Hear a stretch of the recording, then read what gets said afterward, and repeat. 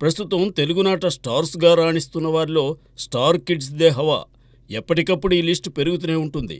అయితే ఏ star kids సక్సెస్‌కైనా టాలెంట్, హార్డ్ వర్క్, లక్ ఇవన్నీ తోడు కావాల్సిందే. బాలకృష్ణ మొదలుకొని నాగార్జున, మహేష్ బాబు, రామ్ చరణ్ వరకు పలువురు స్టార్స్ ఈ జాబితాకి చెందినవారే. నటనలో తండ్రికి తగ్గ తనయులు అనిపించుకున్నవారే. నాగ చైతన్య, అఖిల్ కూడా ఆ దిశగా వెళ్లడానికి ప్రయత్నిస్తున్నవారే.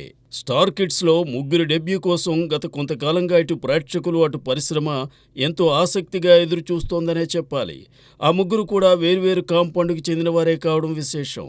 వారిలో మొదటిగా అందరి దృష్టిని ఆకర్షిస్తోంది నందమూరి మోక్షజ్ఞ.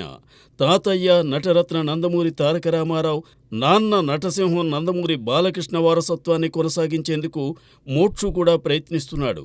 ప్రస్తుతం నటనలో శిక్షణ తీసుకుంటున్న మోక్షజ్ఞ 30 ఏళ్ల ప్రాయంలో తెరంగేట్రం చేయబోతున్నాడు.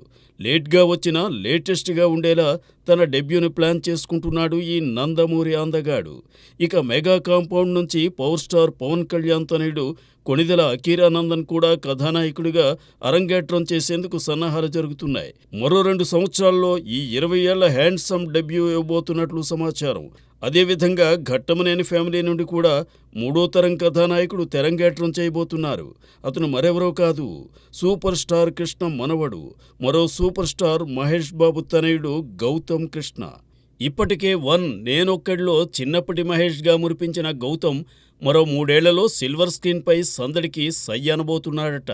మరి డిఫరెంట్ కాంపౌండ్స్ నుంచి భారీ అంచనాలతో, భారీ ఫ్యాన్ బేస్తో రాబోతున్న ఈ స్టార్ కిడ్స్లో ఎవరెవరు తండ్రికి తగ్గ తనయులుగా నిలుస్తారో చూడాలి.